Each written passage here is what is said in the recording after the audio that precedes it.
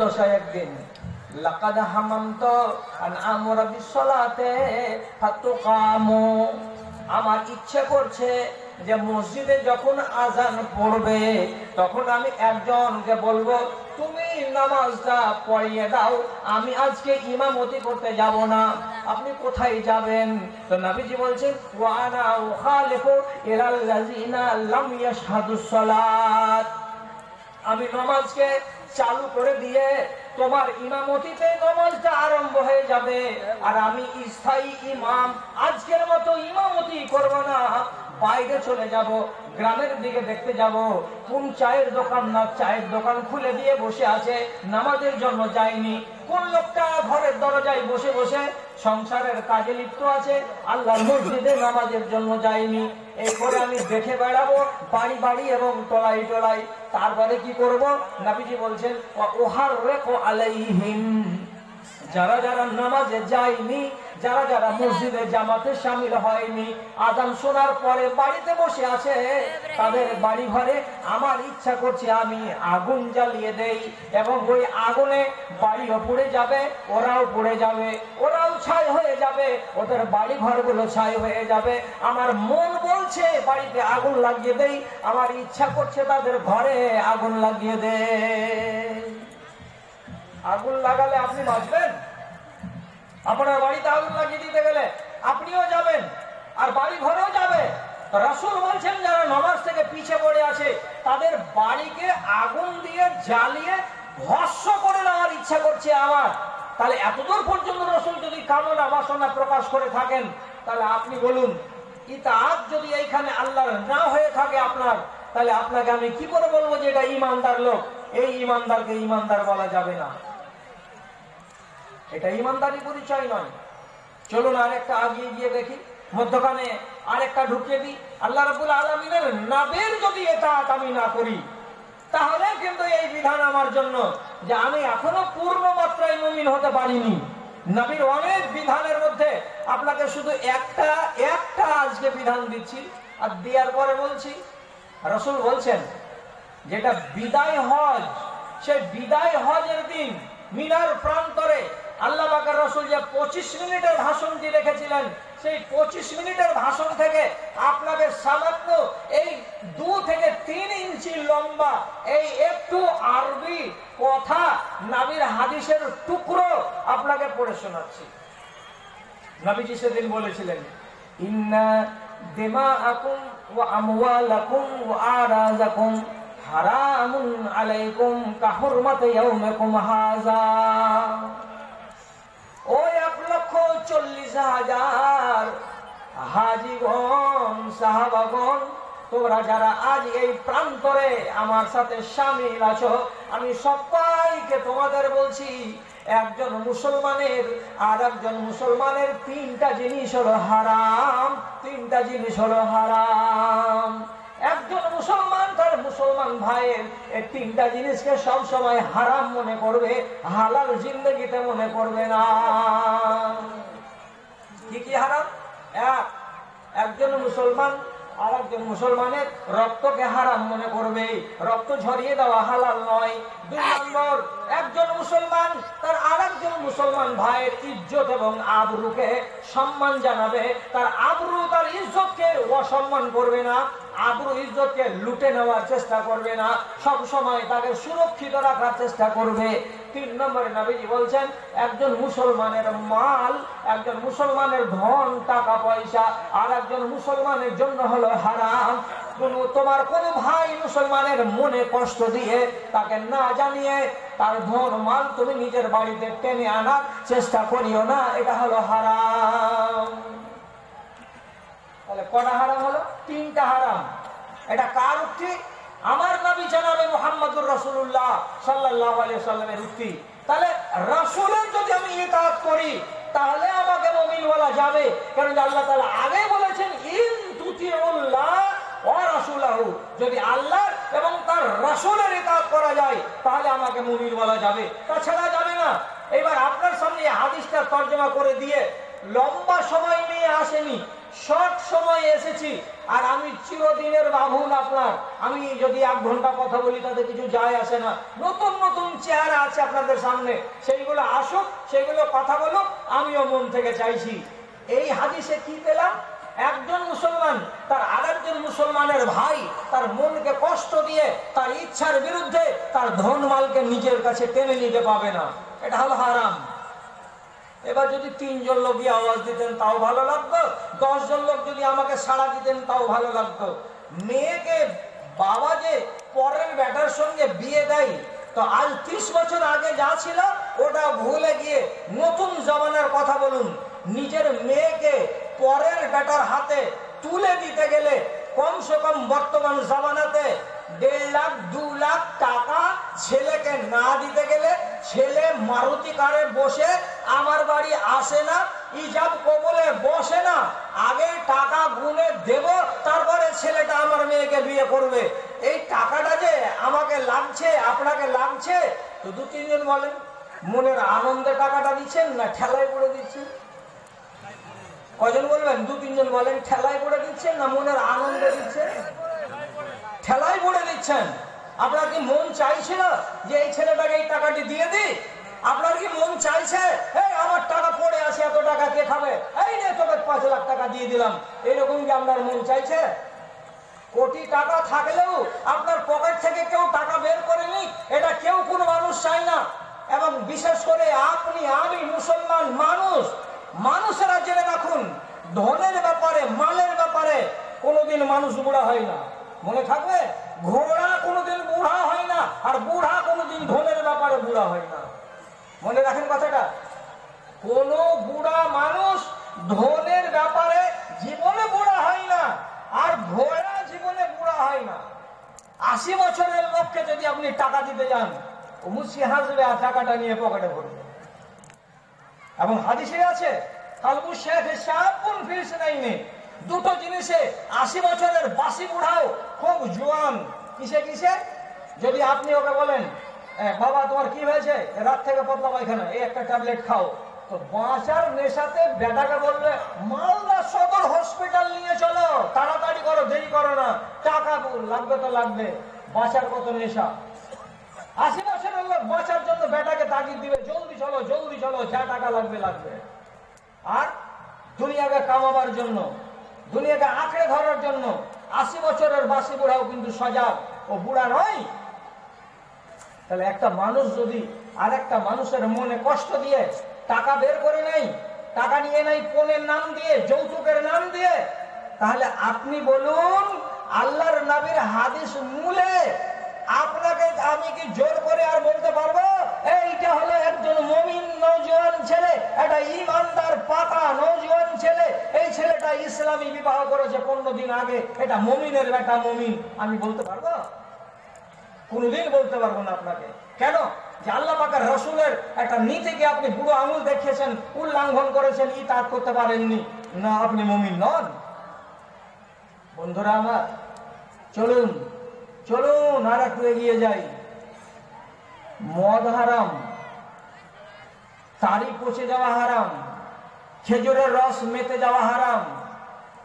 আর এইগুলোতে কোন আলেমের দ্বিমত আছে আমি জানি না, এই জন্য বলছি দ্বিমত থাকলে আপনার মত দ্বিমত হতে পারে, কিন্তু বিড়ি সিগারেট খৈনি গুল তিরাঙ্গা গুটখা এগুলো সবই হারাম বলে ফতোয়া দেয়া আছে। আর এতগুলো জিনিস হারাম মুসলমানের পকেটে আছে, এতগুলো হারাম আপনার পকেটে করে আপনি মসজিদে নামাজ আদায় করতে যাচ্ছেন। একটা দুটা মুসলমান, 3টা 4টা মুসলমান, হাজার হাজার মুসলমান, আজ 70 বছরের লোক নামাজি, ওর পকেটে বিড়ি ভরা আছে, ওর পকেটে খৈনি ভরা আছে, ওর পকেটে গুলের প্যাকেট ভরা আছে, আর এইগুলোকে হালাল মনে করে করে করে খাচ্ছে। নেশা হারাম, এটা কতদিন আগে প্রমাণ হয়েছে? 1450 বছর আগে আবু তালহার বাড়িতে মদের ভাট্টি ছিল। হযরত আনাসের মতো নওজোয়ান ছেলে মদ ঢেলে ঢেলে ঢেলে ঢেলে সব লোকগুলোকে দিচ্ছিল যে তোমরা পান করো, টাকা দাও, দিয়ে চলে যাও, পান করো, টাকা দিয়ে পান করো, আর বাড়ি যাও। মদের ভাট্টিতে মদ পান করবে না তো আর কি করবে? হঠাৎ যখন সারা নিষিদ্ধ ঘোষিত হলো, তখন আনাসের কানে গেল প্রথম আওয়াজ, বাইরে আওয়াজ বললো হুরমাতিল খামর, মদ মদ হারাম, নেশা হারাম, এ কথাটা ভিতরে গিয়ে যেমনি বললো ভিতরে গিয়ে মদ হারাম। দোকানের মালিক আবু তালহা সাথে সাথে হুকুম দিছেন নওজওয়ানকে আর 2-3 জনকে, কলসি ভাঙরে, মটকা ভাঙ, এক্ষুনি ঘাড়াকে ঘাইলাকে ভাঙ, একটাও কলসি রাখা যাবে না। তিনি নিজে মদের মালিক, দোকানের মালিক হযরত আবু তালহা আদেশ করছেন যে কলসিকে ভেঙে দাও। সমস্ত কলসিকে ভেঙে দিয়ে এত দামি দামি মদগুলোকে সবকে জমিনে বহিয়ে দেওয়া হলো। খালি ঘর, বাইরে গিয়ে সবাই জেনে নিল আজ থেকে মদের ঘাটতি শেষ, কোন মানুষ মদ পান করবে না। কেন যে আল্লাহ রাব্বুল আলামিন মদকে চিরতরে হারাম করে দিয়েছেন, চিরদিনের জন্য মদকে আল্লাহ তাআলা হারাম করে দিয়েছেন। আমাদের সেই আদি পিতারা, আমাদের বংশ ওখানে গিয়ে মিলে যাবে, 1 2 3 4 করে বাপ, তারপরে বাপ, তারপরের বাপ, তারপরের বাপ, মিলাতে যান। আজ থেকে শুরু করে 24-25তম নসলে গিয়ে উমরের সঙ্গে, আবু বকরের সঙ্গে আমাদের নসল মিলে যাবে।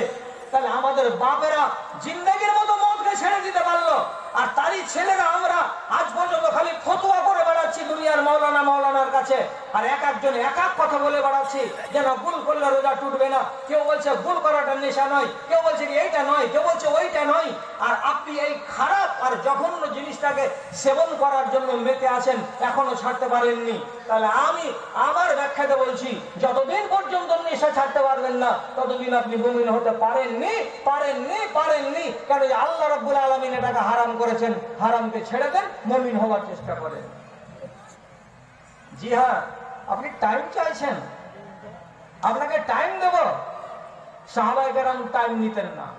সোজা বলছি এবং হাদিসের আলোকে বলছি, খয়বরের যুদ্ধ শেষ হলো, আর খয়বরের যুদ্ধ শেষ হওয়ার পর সাহাবায়ে কেরাম এবার মুক্ত, চারিদিকে ঘুরে বেড়াচ্ছেন।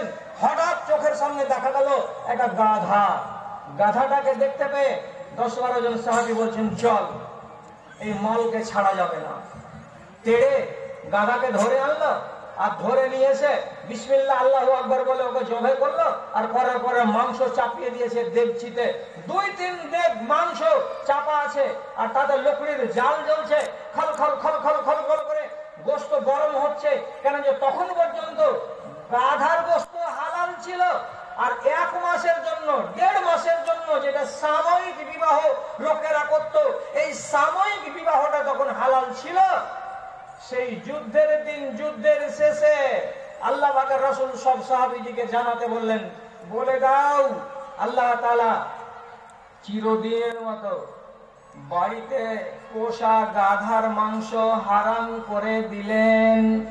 এবং যার বাড়িতে 1 মাসিয়া বাড়িওয়ালি আছে, যার বাড়িতে 1.5 মাসিয়া বাড়িওয়ালি আছে, যার বাড়িতে 2 মাসের বাড়িওয়ালি আছে, ওই বাড়িওয়ালি গুলোকে এক্ষুনি বাড়ি থেকে আজাদ করে দাও। তার কাছে যেও না, সাময়িক বিবাহকে হারাম করা হয়েছে, ওগুলো তোমাদের বিবি নয়, তাদেরকে আজাদ করে দাও, তাদের বাড়ি চলে যেতে দাও। দুটোই বাদ একবারে নিচ্ছে, নিয়ে রাখছি। হারাম হয়ে গেল। যখন লোকেরা খবর পেয়ে গেল কানে কানে যে আজ থেকে গাধার গোশত হারাম, আজ থেকে সাময়িক বিবাহ করা হারাম, এই এলানটা যখন যুদ্ধের ময়দানে হয়ে গেল, হাজার হাজার সাহাবী শুনে নিলেন। যেখানে গোশত রান্না হচ্ছিল, আর 10 মিনিট পরে চামচ ডুবিয়ে সবাই খাবে মজা করে। লাল বটি, চর্বিদার বটি, সিনার হাড্ডি, কলেজা, আর এই আর ওই হাঁড়িতে ভাসছে, আর সব বড় বড় চোখ করে দেখছে, আর জিভ দিয়ে একটু করে পানি বেরোচ্ছে। আর 10 মিনিট হলো, হয়ে যাবে, থাম ভাই থাম, এই হয়ে গেছে। 10 মিনিট পরে কত আনন্দ করে মাংসগুলো খেত, আর যখনই অর্ডার হয়ে গেল কি বলে, গাধার গোশত হারাম। সাহাবী কি বলছেন,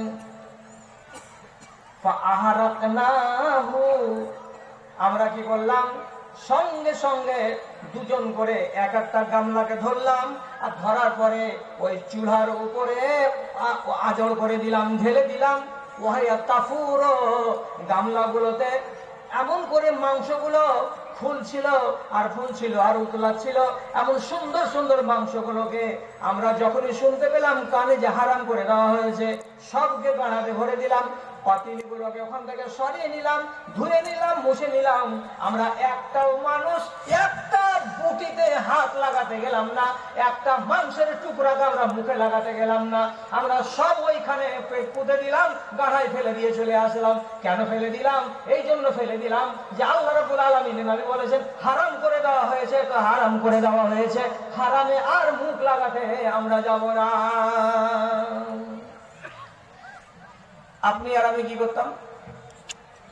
আমি রান্না হয়ে গেছে দেখে নি বাইরে, এরপরে আর খাইছি না, এইখানে গিয়ে খেলা যাবে না, এটাই আমি বলতাম। আর এটা আমাদের বলার মানসিকতা। ছেড়ে দিব তো 10 মিনিট পরে ছেড়ে দেব, 15 মিনিট পরে ছেড়ে দেব, কিন্তু এই মানসিকতা সাহাবায়ে কেরামের নেই। অর্ডার অর্ডার, এক্ষুনি হারাম হলো তো এক্ষুনি হারাম, তো এক্ষুনি আমরা খাবো না, চলো সব ছেড়ে দিলাম, আর আমরা মুখে তুলবো না। তুললেন না তো গাধার মাংস আজ পর্যন্ত হারাম, মুসলমানেরা খায় না। সাময়িক বিবাহ করা মুসলমানদের জন্য হারাম, এখন পর্যন্ত মুসলমানেরা এটাকে কেউ মানে না। তবে এক দল আছে দুনিয়াতে যারা শিয়া মুসলমান, ওরা এই ফতোয়াটাকে মানে না, ওরা অপব্যাখ্যা করে এটাকে হালাল বানিয়ে রেখেছে। আর আজকে ওদের মধ্যেও সাময়িক বিবাহ করা তাদের হালাল রয়েছে, এটা আলাদা মশলা, ওদিকে আমি গেলাম না। তাহলে আপনি বলুন নিজে, আপনি কোনটা রোগে আক্রান্ত আছেন? যদি কোনো রোগ থাকে যেটা আল্লাহর আদেশ আপনি এখনো পালন করতে পারেননি, তাহলে পাকা মুমিন আপনি হতে পারেননি, আপনি নিজে হুঁশিয়ার হন। যদি কোনো রোগ আপনার ভেতরে থাকে যেটা আল্লাহর নবীর আদেশ, সেই আদেশ যদি আপনি পালন করতে না পেরে থাকেন, তাহলে আজও আপনি মুমিন হতে পারেননি। এগুলো কথা অন্যের কাছে শিখতে হবে না, আমার এই কথাটা থেকে আপনাকে শিক্ষা গ্রহণ করা উচিত। যতক্ষণ পর্যন্ত আমি পূর্ণ মাত্রায় আল্লাহ এবং তার রাসূলের ইতাআত না করতে পারলাম, আমি মুমিন হতে পারলাম না। আর বেয়াদবি মাফ, বেয়াদবি মাফ, আমাকে মাফ করে দেবেন। মুসলমান হয়ে যদি মরেন জান্নাত পাবেন, জান্নাত পাবেন, ভায়া জাহান্নাম হয়ে জান্নাত পাবেন। আগে 20 বছর জ্বলতে হবে জাহান্নামের আগুনে, তারপরে জান্নাতের মুখ দেখা যাবে। জান্নাতি হবে মুসলমান, কিন্তু ভায়া জাহান্নাম, তারপরে জান্নাতি। আর যারা মুমিন হবে তাদের জন্য ভায়া নয়, সরাসরি তারা আল্লাহর জান্নাতে যাবে।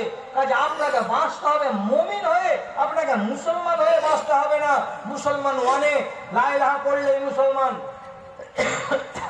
এক ওয়াক্ত নামাজ পড়লে মুসলমান, জালসা শুনতে গেলে মুসলমান, মাদ্রাসাতে 100 টাকা দিলে মুসলমান, 3 দিন নামাজ না পড়ে 1 দিন নামাজ পড়লে মুসলমান, সারাটা সপ্তাহ নামাজ না পড়ে জুমার দিন পড়লে মুসলমান। কাজে মুসলমান হতে কষ্ট লাগে না, মুমিন হতে বড্ড কষ্ট লাগে। ভাইরা আমার, তাহলে আর আমার কথা বলার টাইম নেই, ছিটকুট আমার হাতে আসতে লেগেছে। আর যেখানে আমার বরাদ্দ টাইম আছে, সে বরাদ্দ টাইমের ভেতরে যে দখলদারি করতে লাগলেন,